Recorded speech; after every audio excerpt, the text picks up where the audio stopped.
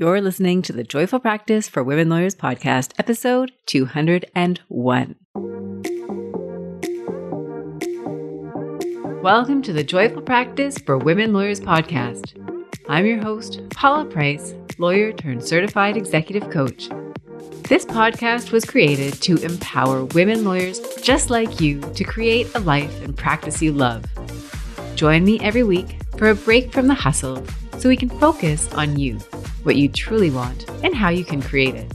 If you're over the overwhelm, done with putting out fires, and ready to redefine success on your own terms, you're in the right place. Ready for today's episode? Let's dive in. Here's a question for you. Should you go part-time after mat leave? This is a question that comes up fairly often in my coaching practice, and one that came up recently in a coaching conversation. Now, this is a question that you might be asking yourself currently. You might currently be on maternity leave and you're thinking about your return to work and you're considering whether part-time is something that you want to consider. Or you may be well into your practice post-mat leave and you're just curious to hear what I have to say about whether or not to do the part-time thing. And it might also be that you are not expecting currently, but you have plans the next few years to start a family and you're thinking about what your career and family life is going to look like. You're thinking about what options are available to you.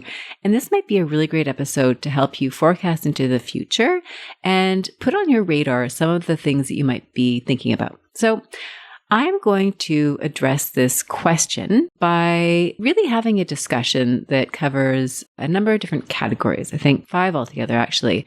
I'm going to talk about some of the factors that you'll want to consider if this is a question that's on your mind. We're going to talk about the pros and cons. So I'll offer up my views on some of the pros, some of the cons of going part-time after mat leave.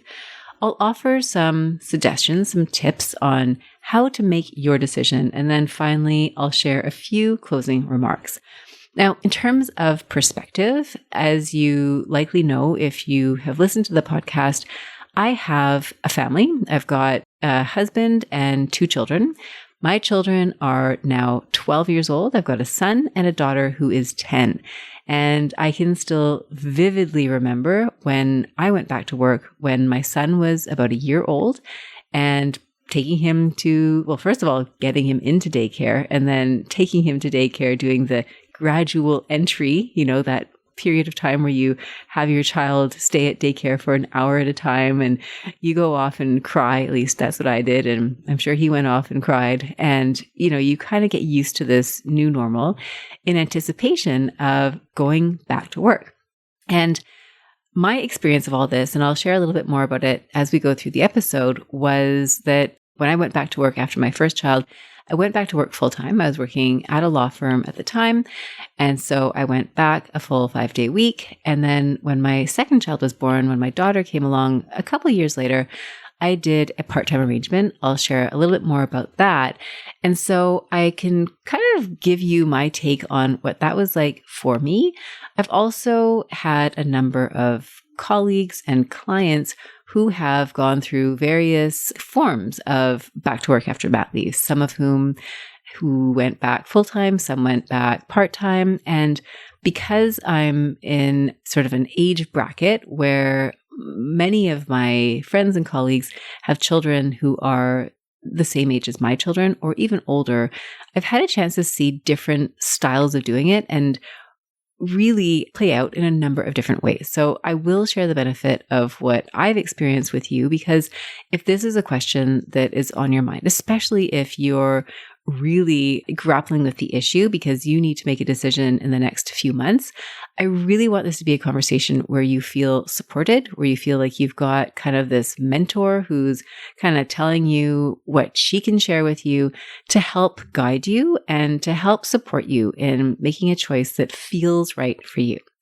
So we're going to start at the conversation then by looking at some of the factors that you'll want to take into account when deciding whether or not to go part-time after you have your mat leave. So I'm just going to make the assumption that you were working full-time at a law firm or similar organization, right? And My experience was in a law firm. A lot of the lawyers that I coach are lawyers who work in a law firm. So this is probably biased in that direction because that's what I know and that's what I have dealt with most often.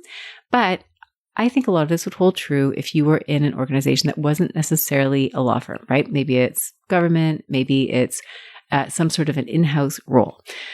So some of the factors that you'll want to take into account, and these will probably not come as a surprise to you. The first factor is money, right? Most of us work because the revenue matters to some extent, right? Whether it's because your household depends on you for the income, you may be the sole breadwinner, in which case your math will look quite different relative to if you are not the sole breadwinner or the primary breadwinner, you would have a different equation. So the first question really is a financial one. Does it make sense financially for you to be part-time? Another question is your children or child, right? If you've got one child and the question is whether or not to go back to work full-time or part-time, you're looking at the dynamic that you have as the parent of that one child. When you start having more children, let's say you have 2 children or 3 children, then the equation might look a little bit different. Now, what I think is really important to highlight here is that children are not created equal. And when I say that, I mean that with love. And I mean that to perhaps plant a seed of empathy for anybody who you know, and maybe it's you yourself, who struggles with their child because their child has more than the average child's needs. This is really important to take into account when you are deciding how you want your career to unfold, right? This part-time, full-time question. What are your children like? And are they able to thrive in an environment where they are given more time without you? And what I mean by that is some children will have different abilities. Some children will have different appetites for care that is not you. Some of your children you'll take them to daycare or you'll leave them with a nanny and they will be delighted, right? They want to go to daycare. They want to see other kids. They want to play the games. They like the routine. They like being out of the house. And some children are going to hate it. Interestingly, my son did daycare for a number of years and he seemed okay with it. When I tried taking my daughter to the same daycare, she just cried. And she cried so loud that the daycare provider said, she would make an amazing opera singer. And it's true. She has a beautiful voice. But it also made me realize that maybe that wasn't the right path for my daughter. And so we came up with a different arrangement. We came up with a nanny share arrangement for her. What I'm trying to get at here is every child is going to be different. Every child is going to have a different level of need. And when you're making your decisions about whether to go full-time or part-time, please keep your children in mind. And if you look at one of your colleagues or somebody that you know through the grapevine who managed to go back full-time and their children are happy as clams doing the daycare thing, and your child doesn't want to do that, and it means that you're making different decisions about your work strategy, your return to work, how much you're going to work, please don't judge yourself for that. Please just know that might be a function of the fact that you have different children with different needs, and your role as a parent may require more of you at home than for somebody who maybe has a child who's more independent. So again, going back to that list of factors, we're taking into account financial considerations. We're also really looking at your children, okay? And no 2 children are the same. And so that's true within a family. That's true across the board. So we want to make sure that we're looking at your life, your family, your decisions, and not what someone down the hall is doing. Because what they're doing might work really well for them. It might not work for you. The next factor I'd encourage you to think about is support at home. And what I found so striking when I had my first child was how much my life changed. It was a dramatic change to go from a person who really didn't have to do any meal planning, who could travel whenever she wanted to. My husband and I had a pretty active social life, travel life, all of that. And it kind of came to a screeching halt, to be honest with you, when our first child arrived, and to a lesser extent when our second child arrived. I mean, once you have a child, if you've gone through that process, you know what it's like. It really is a shift. And for some of you, you will have a lot of support at home. You'll have in-laws who are desperate to come over and see their grandchildren, or your parents who are desperate to see their grandchildren, and you'll have support there. You might have a partner who is not working or who is working in a role where they have a lot of flexibility. And so they're able to do a lot of the support, the childcare at home. You may have daycare that you take your child to. You may have a nanny who comes in and supports you in terms of the children, in terms of things around the house. So you want to think about what your support network looks like. For some of you, your parents, your in-laws all live out of town. There's nobody there who can come in a pinch to help you out. You might be piecing together babysitters through social connections. You might be using babysitter agencies to find people. It'll look different for everybody. So you want to take that into account. How much support do you have? And how much support do you need? If you haven't fully explored that question, you may want to revisit that and ask yourself how much support you want to invest in. And I'll pause here to say that to an extent, the cost, right? The real cost, and depending on where you live, you may have subsidized programs. In Vancouver, where I live, I believe now there are more subsidized programs. I think daycare is more affordable than it was back when our children were young. And when you are not used to having an expenditure on childcare, it can be quite a big transition. It can add up quite significantly in terms of dollars.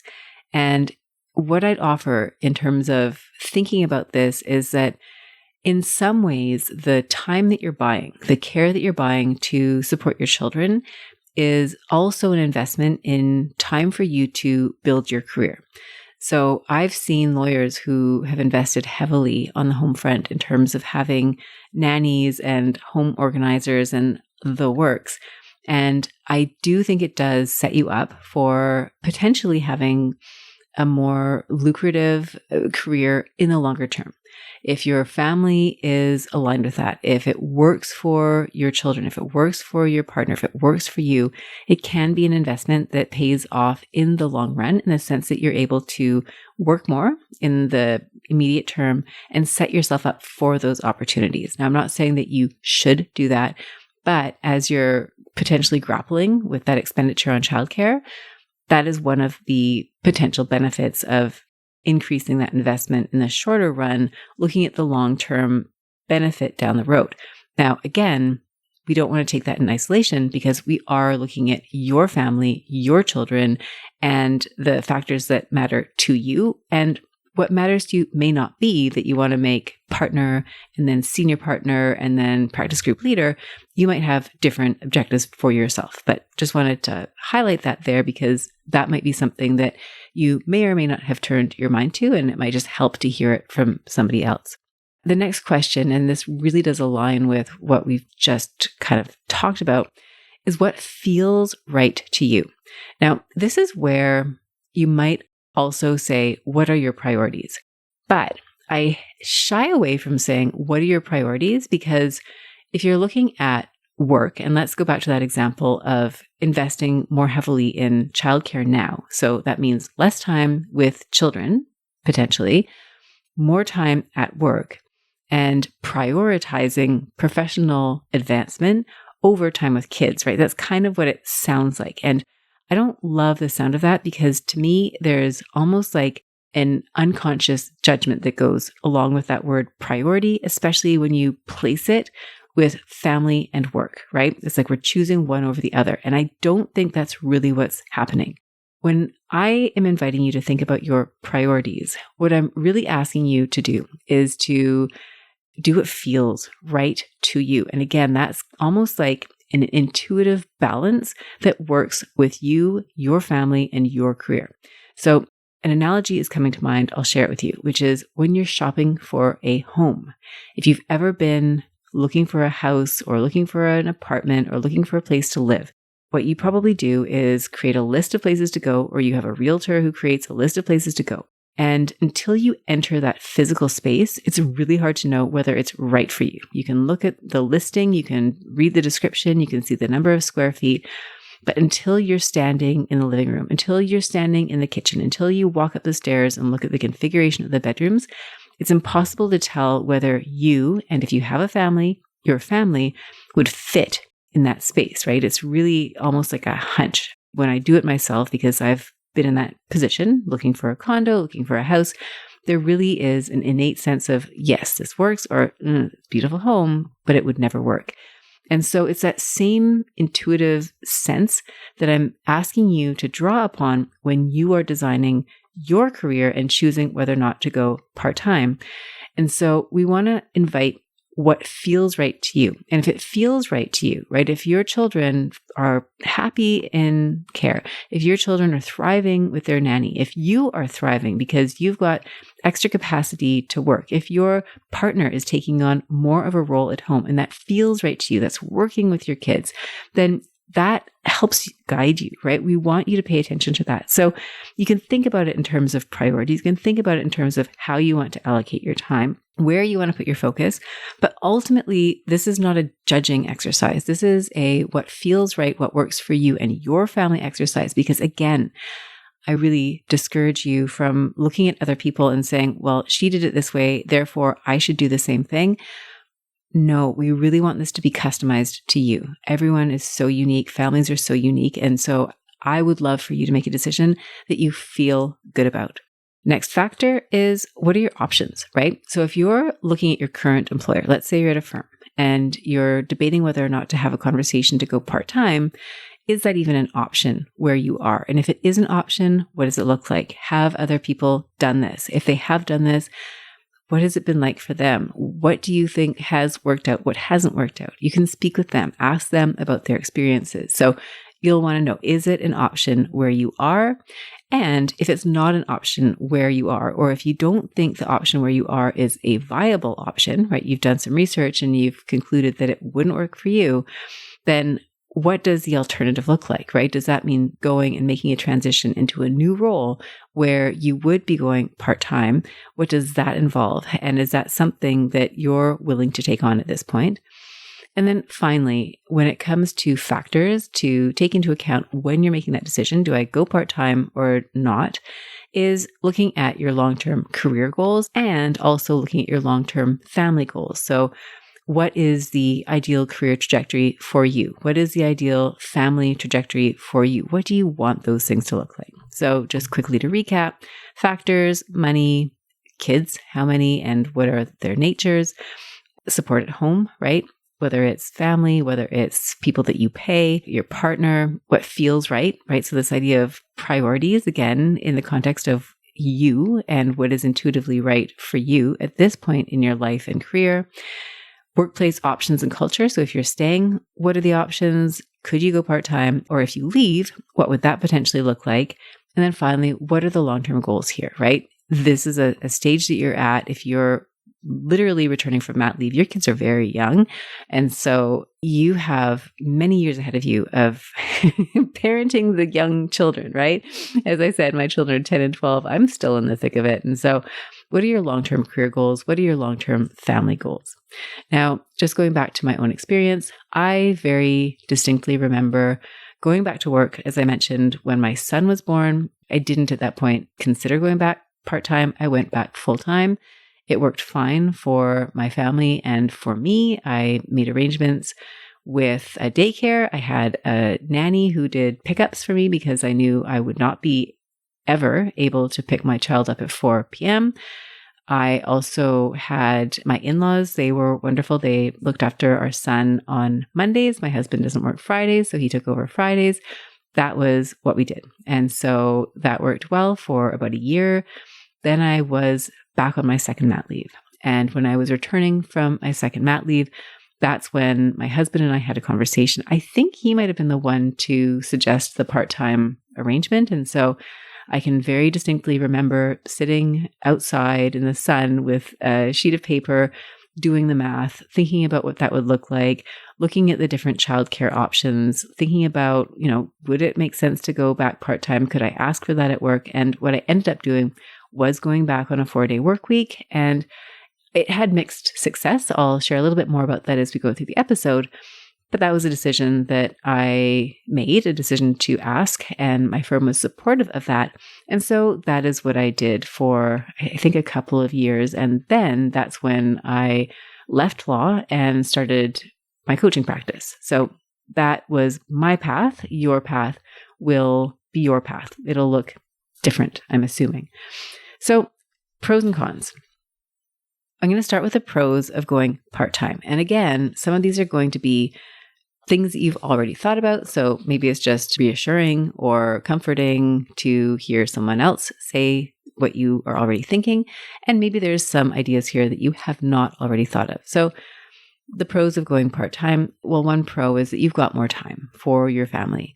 I remember hearing about a study years ago that said that the ultimate balance, I don't know who came up with this study, but those things that kind of stick in your mind, the ultimate balance for a working mother was 3 days a week in office. That this was somehow the magic formula to having enough time in an office, engaged at work, and then also having time to be at home and be with your family. So in my mind's eye, that was always kind of the ideal formula. Now, whether or not that's even true, who knows? The other thing that I should mention here, because this was not the case when I was making my decision, but it is the case for you, is that we are now in a post-pandemic world.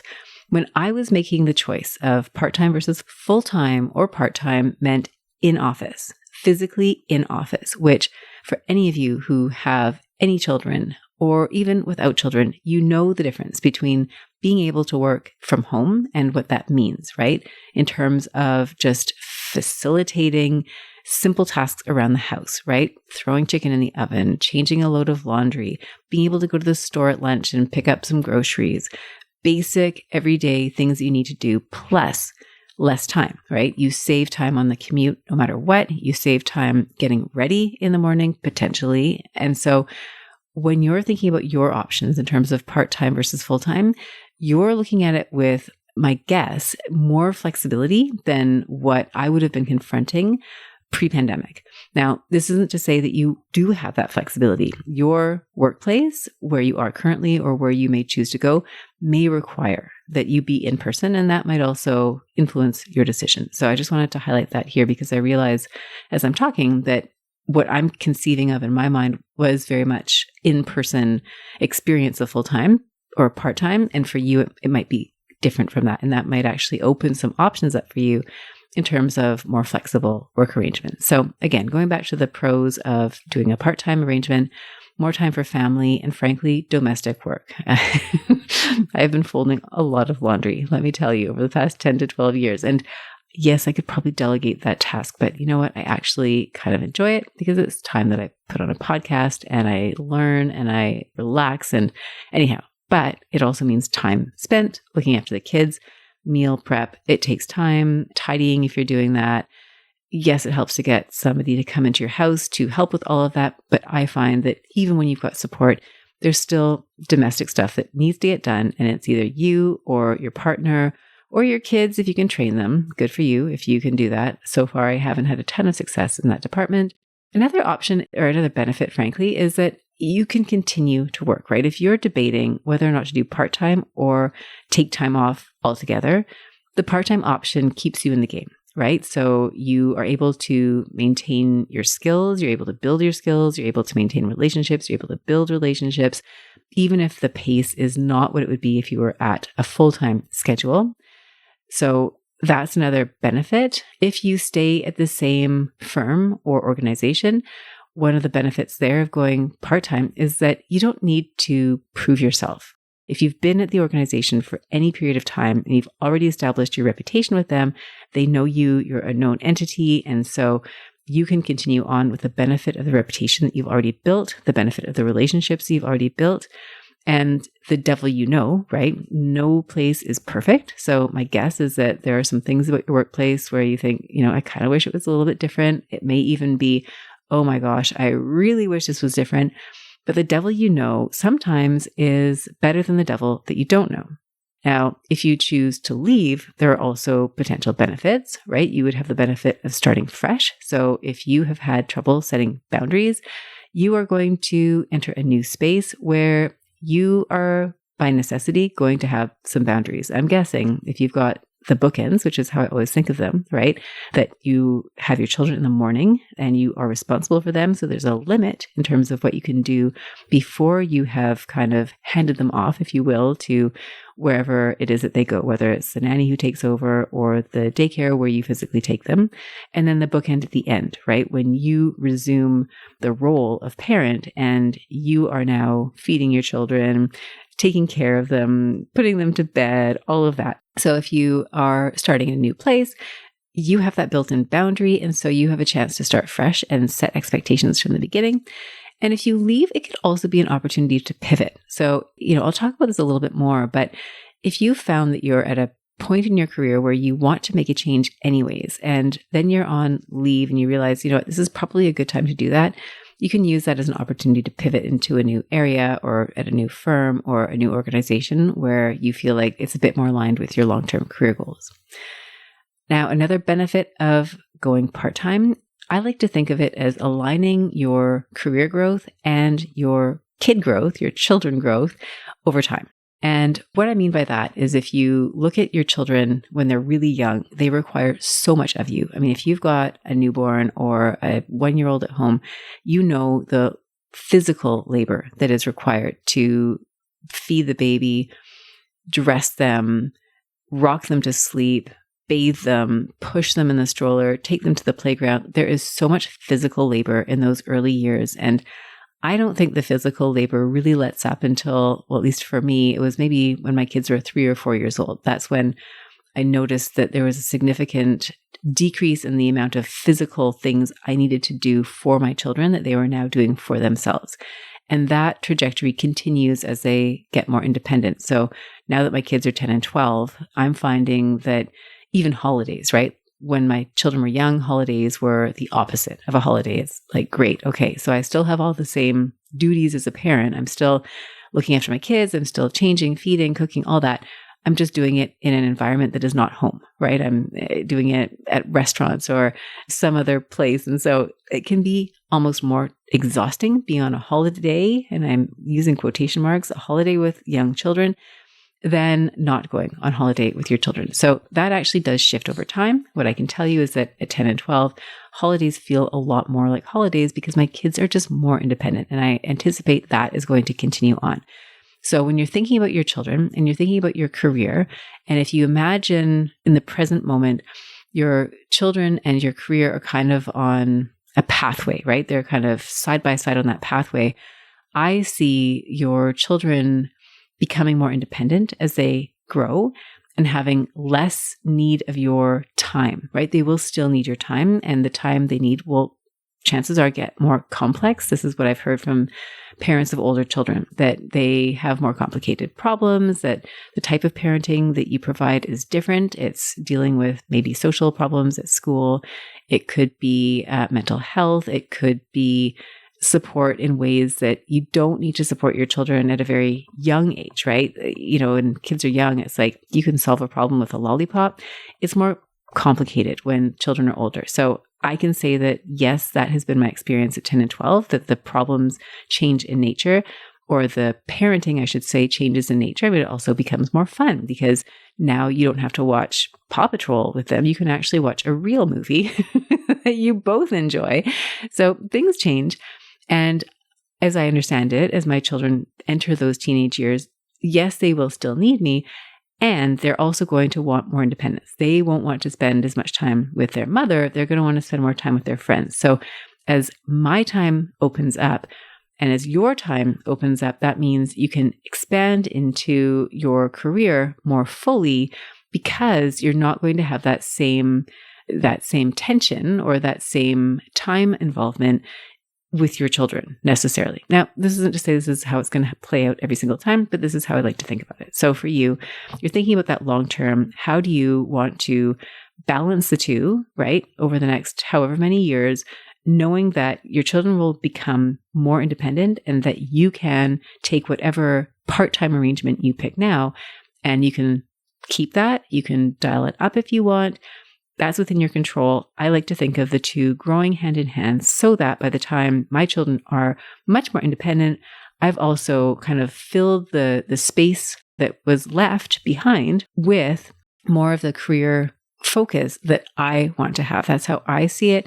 And so that's how you might also think about it.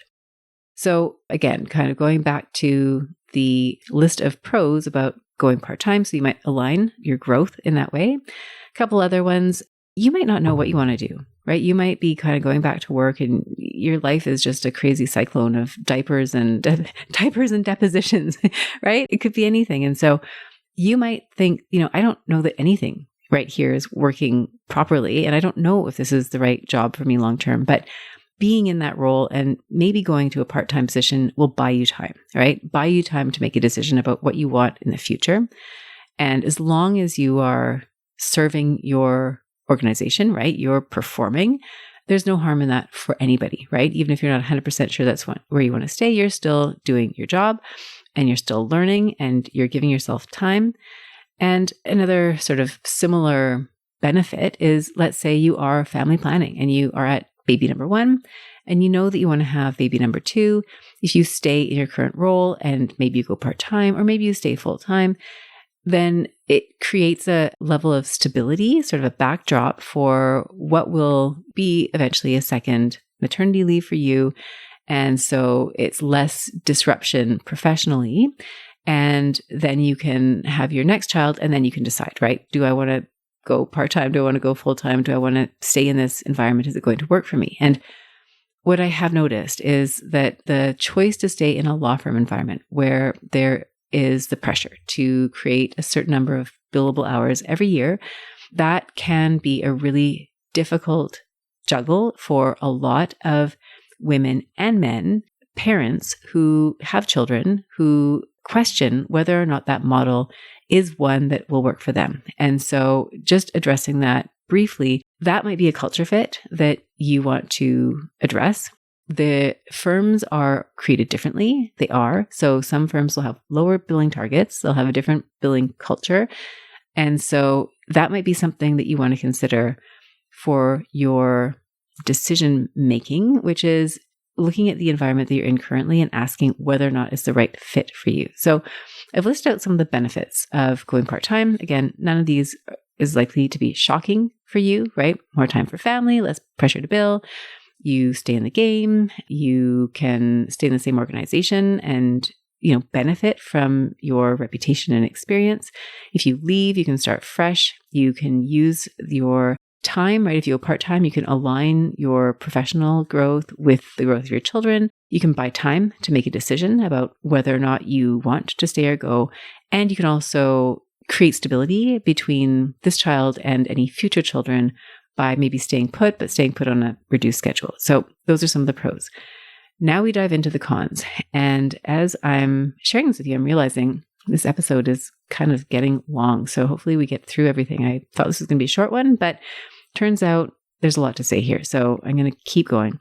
Cons of going part-time. So this is where I've heard people get really polarized. I've heard some harsh criticism about going part-time. It's part-time, in theory, but it's full-time hours with part-time pay. It's a dead end. It's, I've heard a lot of criticism. So it can be a situation where going part-time is not to your advantage. And I don't really know that I would adopt that. I certainly don't adopt that as a blanket view, but I have seen situations where the part-time arrangement was not working. So it does happen. I've also seen part-time arrangements that have worked really well. And hopefully we'll get more into that in this episode, but I wanted to start there because I feel like it is a polarizing question and I just want to acknowledge that. So here's what I've come up with in terms of my list of what some of the downsides or potential downsides are of going part-time. And I'm thinking about going part-time at a law firm. So this might be different if you're in a different type of organization. So long-term career options within the organization. So if you're in a setting where there's this push to keep moving forward, where there's a partnership track and you're either on it or you're off it, then when you go part-time, if you choose to go part-time, that may be seen as a signal that you are not committed to the goal of partnership and being an owner within the firm. That will be different depending on your organization, but I think that is a potential risk. There is also this risk of falling behind, right? If you're going part-time, other people are full-time, you've taken time off for mat leave, they haven't taken time off for mat leave, you can start to get stuck, right? You get kind of stuck in this no man's land or no mother's land, maybe, I don't know, where you're neither here nor there. You kind of fall off track, right? Because a lot of big firms in particular have a lockstep system. There's a track, people are put up for partnership, et cetera. So you might find that you're kind of falling off that track. You might find that because you go part-time, you're less of a revenue generator, which may translate to having less bargaining power, right? If you're a super high biller, then you know that there's something that comes along with being a super high biller, right? You tend to attract really good work. People tend to really value you as a financial contributor to the firm. So when you reduce that metric, then that might also mean that the value that you're contributing, the dollar value that you're contributing is lower. You may have less bargaining power in terms of your authority within the organization and your ability to negotiate on behalf of yourself. You might find, and I've seen this happen, where you have a period where you go part-time in your firm and your role does diminish and you find that you are no longer eligible for partnership in your own organization or your original organization.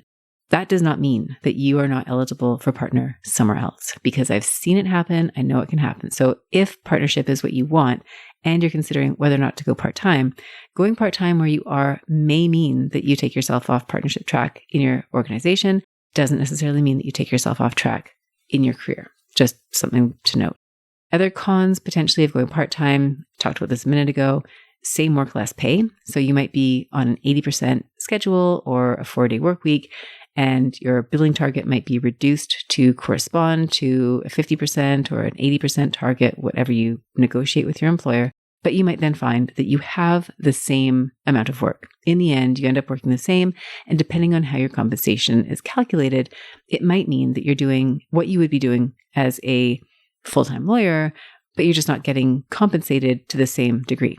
This can also be kind of a relative figure. So what you might notice, or what might be the case in your organization, is that there are lawyers who are not on leave. There are lawyers who are not parents. They're not negotiating an 80% whatever, but they don't meet their targets and they make target salaries. And so there's almost like you could be considered full-time and not meet target and be ahead financially if somebody who has said, I'm going to do the 80%, and then you meet the 80% and you get paid 80%. So that can also happen. And so that's just something that you'll maybe want to keep in mind. Another potential drawback is less work, same stress. So lawyering, as far as I'm concerned, is inherently challenging to do on a part-time schedule because you never know what the deadlines are going to be. Now, different practice areas may have different dynamics when it comes to deadlines. I was a litigator and my practice was always deadline driven. And so if we needed to figure out, so-and-so is getting laid off, we need to figure out how much to compensate them. Or, we're in the middle of trial, the judge raised this issue, we need to know the answer, not now, but right now. Client has come in, they have a claim, and we need to get it out the door by the end of the week. There are realities, time-sensitive realities of being in a legal practice. And to my mind, in a practice like that, I don't know how you square a part-time practice because you're always going to be required to meet the timelines. And so how can you adapt to that? Well, in my case, I took on more of a research role. I had a certain type of court application that I did that had very clear timelines. None of this was a surprise. We always plan things well in advance. And so I could plan my schedule accordingly. I did a lot of research and support work. So I wasn't the person who was going to court a lot of the time. I was the person who was acting at more a supportive role. So that meant I had a little bit more control of my schedule, but not entire control. So the idea that you're going to be able to kind of step back and step away from the stress of practice, I think if your practice requires it, that you are still going to have that type of stress in your practice. And you can find ways to mitigate for that, but I think it's virtually impossible to remove that. And what makes that challenging when you're a parent in particular and a new parent, especially, is that you've got childcare. And childcare you tend to schedule in a predictable way, right? Daycare, whatever days a week. and nanny whatever days a week. And so to do things at the last minute, that can be really challenging. It was very challenging for me because my husband is functionally away Monday to Thursday. So trying to do things last minute was always really challenging because if I had to do a late night at the office, I had to get the kids literally in bed and then find a way to do the work after that. And if you've ever put a child to bed at 8 or 9 p.m. after a full day of work, you know that your brain is not working on all cylinders at 9 or 10 o'clock at night. So anyhow, is that you might be on a part-time schedule, but you still have the full-time stress. So you can adapt, maybe get a different practice area, maybe modify the work that you're doing.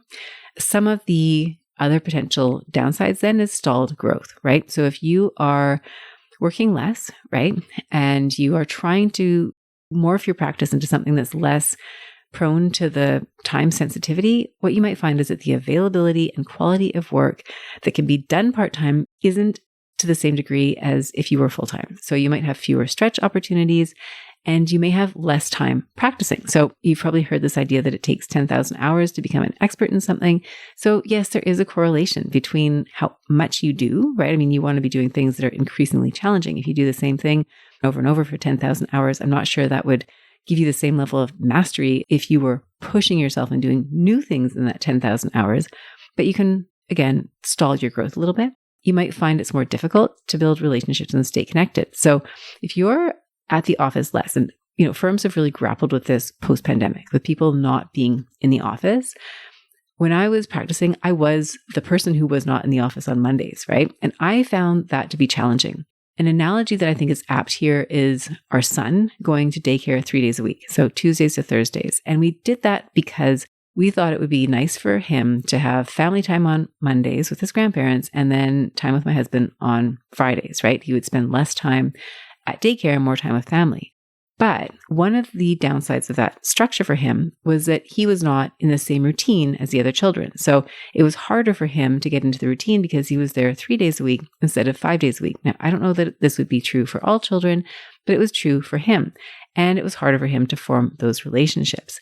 So when you're thinking about you as being part-time, you might also find that there's a downside to not being in the office or available as consistently because there are those gaps, right? And so you start to be different potentially from the people who are around you. Now, again, in a post-pandemic world where people are not physically present in the office, it might not feel the same as when I was practicing. You might still struggle with that though. And you may really struggle with people reaching out to you on your day off, right? Clients or colleagues who don't realize that's a day that you don't work. That can also be really challenging. So we talked about that reduced job security. I've alluded to that already. If you are less entrenched on the files, you are generating less revenue for the firm, then you may find that your role does become more vulnerable in economic downturns, right? If there's not enough work to be keeping you busy, to be keeping everybody busy, then you may be more vulnerable there. You might also find that you become less aligned with your work. So if you're now taking on opportunities within your organization that are the ones that are suitable for your schedule, you might find it's less challenging work, it's less aligned work, and that can create almost like a snowball effect of disconnection, right? Because the work is less interesting to you. You are already feeling potentially a little bit disconnected because you're not there as much. And so it can almost feel like you're pulling away or being pushed away from the crowd. And what you might also find is that the additional pressure of parenting. So let's say that you were kind of unhappy before you went on mat leave. If you now factor in the additional pressure and stress of parenting, you might find that little cracks in the foundation now feel a lot bigger now that you're back at work because there's a bigger trade-off. The time that you're spending at work is time away from your child. And so now you're really noticing the things that bother you and you're starting to really question whether or not you are in the right place. Finally, another con is if you are staying in a role and maybe you're doing it part-time and you're prolonging a situation that you know you don't want in the long term, but you stay because it's comfortable, then you might be missing out on other opportunities that you could actually go to where you would be thriving. So again, I realize we have been here for a while, so thanks for sticking with me. I'm going to try to be quick about what to do in terms of making your decision and then offering some food for thought. So I apologize if we're rushing a little bit now, but I do think this is a really important conversation to be having. And so I hope that this is resonating with you. What to do in making your decision? First of all, there is no right or wrong decision. If you're putting any pressure on yourself to make the right decision, please, I just encourage you to let that weight be lifted from your shoulders. There is no one way to do it. And I hope that the discussion we've had so far has really shown you how that is true, right? Everyone's children are different. Everyone's career path is different. There's no one right or wrong way to do it. And no matter what you choose now, you can always course correct in the future. If you find you got off track or whatever it is, you can always pivot. You can always come back. So like I said, I've seen it work in all different ways, right? The lawyers who went back full-time after 6 months, which is in Canada, a relatively quick turnaround time. I've seen lawyers who've gone back part-time after a year, part-time after 18 months, which is now what some people are taking. They're entitled to it. So some people are taking that 18-month window, and it's fine, right? You will figure it out. There's no prize for going back full-time, and there's no punishment for going back part-time, right? It's not like contest. It really is what works best for you. So that's number one, making a decision. Know that there's not one right or wrong way to do it. The second thing I recommend is clarifying your goals, right? What are your short-term goals? What do you want to accomplish in the next couple of years even? You don't have to look much further than that because there's so many immediate needs that come with childcare. So focus on the next couple of years or even the next couple of months, the next year. What is it you need right now? And it may help you to give yourself a time frame. Maybe you just say, okay, for the next year, this is what I'm prioritizing. This is what feels right to me.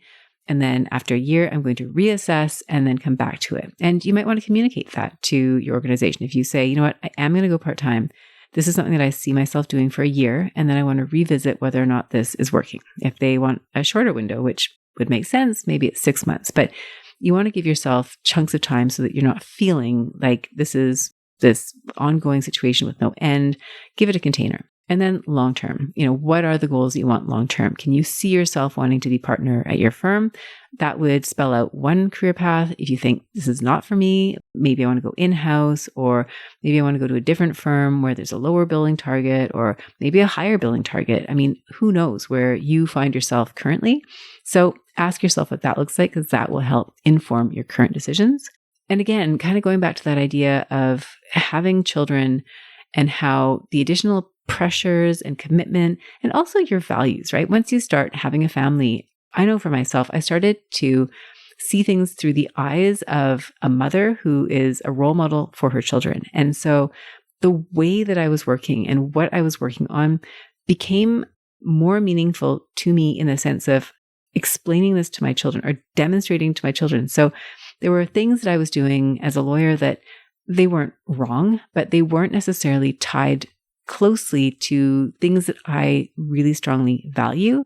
Whereas if I look at the work that I do now, and yes, I'm a coach, so I'm not lawyering, and this is a podcast for lawyers. So my guess is that you are lawyering. It's not to say that there are not components of your job. There is not things in your job that you feel strongly connected to.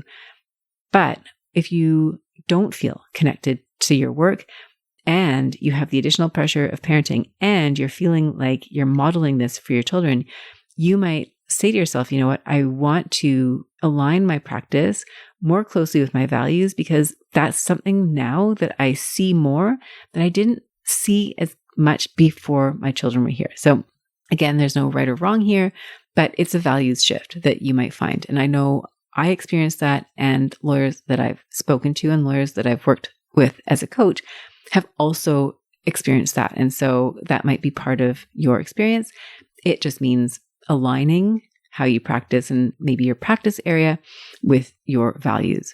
Next thing to do in making your decision is to brainstorm your options. So think about what options are available with your current employer, whether that's full-time, part-time. If part-time is allowed, what would that potentially look like? What would your billing target be?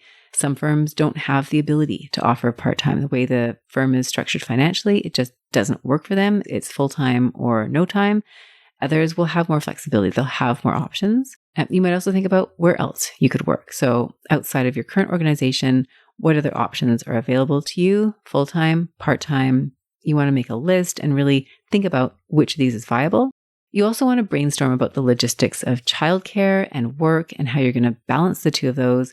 And I encourage you to think outside the box, right? What are your work hours going to be? If you're on a remote type of arrangement, you might have more flexibility. You could work, early in the morning, you could work later at night to accommodate whatever activities are required for you with your child during the day, commute time, how you're going to arrange childcare. So I mentioned I had a system of nannies and daycare and family, including in-laws and husband. So what does that look like for you? And I also encourage you to think about self-care. So no one is ever going to think about self-care in this equation, but if you can even consider what self-care you're going to incorporate, you're ahead of the game. So do it, please. And then next, what choice best supports your emotional well-being? So again, let's make this a more intuitive question, right? You'll come up with your list of pros and cons. You will kind of look at the math of it. You will look at the options available, but really what is right for you in your gut. So you might feel pressure to do it all and to do it all right now. And I can tell you, you don't have to do it all, and you don't have to do it all right now. You can spread this out. Your career is long. Your journey as a parent is long. So we can slow things down. We don't have to do it in a hurry. It's okay to delay a decision to go part-time or to find a different role. It's also fine to jump the gun a little bit, move before you're ready or decide before you're ready. That's fine, because that will move you forward. You'll have more information. You'll know whether or not the decision that you make works for you. And if it doesn't, you can always adjust. It's okay to move career timelines back. That's fine if that's what you choose to do. It's okay to take time off altogether if that's what you choose to do. And if you want to go back full-time right away, that's fine too, right? There's no one way to do this. And so accepting that and embracing that is, if that feels validating, then I've done my job. Please take that to heart. And then another tool for making a decision is you might make that list of options, make that list of pros and cons, and play with deciding, right? Decide one way, right? Maybe you decide to go part-time, and then you want to ask yourself, do you like the reasons why you chose that, right? If the reason is, well, I don't know what else to do. I just know that I don't want to go full-time, so this buys me time. If you like that reason, great. If your reason for going part-time is my employer fully supports it, it means that I get to stay engaged on files and work with people that I love while I have my family at home. I know I would go crazy if I was not working at all, but I also know that the way that my life is set up, full-time isn't an option. If those are your reasons, great. It doesn't matter to me or to anybody else what the reason is. It matters to you. So make your decision and love your reason for it. So those were some factors to consider in making your decision. Very quickly, there's no right or wrong. You want to know your goals, short-term, long-term, brainstorm your options, brainstorm the logistics of what this is going to look like. And then finally, what choice best supports your emotional well-being. And lastly, that wasn't final. Lastly, make your list of pros and cons, make your decision, and then like your reasons for the decision. So finally, and we've got a few minutes left. I can't believe how long this episode is. I was not expecting this. Food for thought. So as I mentioned, my children are 10 and 12, and I can tell you that it is a balance still. So this idea of going back after mat leave and, once you settle in after a few weeks, everything is done. Not true.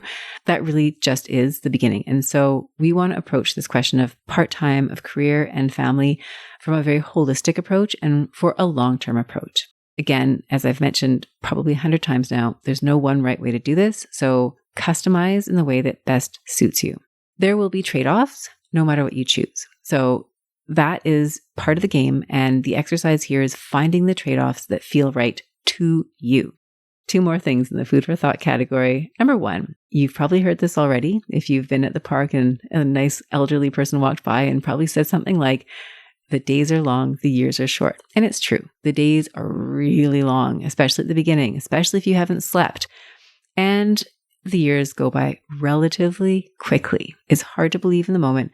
And so remember that, right? This is a period of your life, and it doesn't mean that you have to make the most of every moment. Because I just remember thinking that, when I had my elbows up in diapers and, things were a mess and the children weren't sleeping, and people say, well, the days are long, or the days are long and the years are short, you should enjoy it. And you're thinking, God, this is not enjoyable. This is crazy.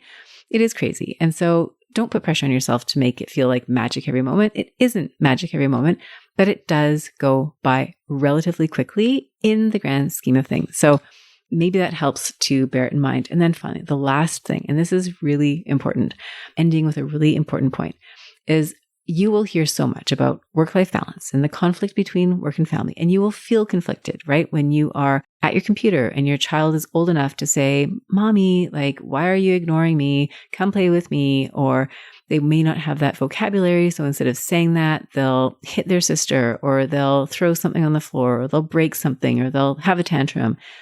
So there's this pull between your professional work and your role as a parent. That is guaranteed to happen. And so you may find yourself in this position of conflict. You might feel like you're failing at home, you're failing at work, nobody's getting 100% of you, etc. That is all part of the course. So what I would offer to you, and this has been really helpful to me, is instead of asking yourself how the two are in conflict, how your family and your work are in conflict, I encourage you, as hard as it may be, to ask yourself, how are these two complementary? How does my role as a parent complement me as a professional? And how does my work as a professional complement me as a parent? And I love asking this question because I do come up with answers. And the image that comes to mind for me is this idea of a diamond being formed under pressure, right? When you have pressure on either side, it's like you are refining both of those aspects. When work puts pressure on you as a parent, then you are at your best, right? You find ways to parent more effectively, more purposely, more intentionally, more efficiently. And same at work, right? When you have that child that you want to go back to, or children that you want to go back to, you may find that you're more efficient at work, you problem solve differently, you're better at setting boundaries, you're better at delegating, you're better at seeing the big picture, right? When you're given an assignment, you're not spending as much time lost in the weeds because you need to come to your answer. And so you learn how to be efficient. So again, and even going back to that values question, right? You might start really focusing on the things that you love the most because the trade-off is greater. So my friend, we have spent an hour together. Thank you for joining me. It has been a pleasure. I hope this has been a helpful discussion. If you have any questions or would like support in your transition, feel free to reach out. I would love to support you. So thank you again for joining me, and I look forward to reconnecting again soon. And if you know anybody who's going through this type of transition or grappling with this question, please do send this episode to them. I think it will really help them. Thank you so much. Bye for now. If you enjoyed today's show and don't want to miss an episode, subscribe and follow the show wherever you listen to your podcasts. If you haven't already, please leave a rating and review. Your feedback will help me create a podcast that's tailored to your needs and goes straight to the heart of what matters to you. For instructions on how to subscribe, rate, and review the podcast, visit www.thejoyfulpractice.com/podcast launch. See you next time. Thank you for listening to this episode of the Joyful Practice for Women Lawyers podcast. If you want more information, visit www.thejoyfulpractice.com. See you next week.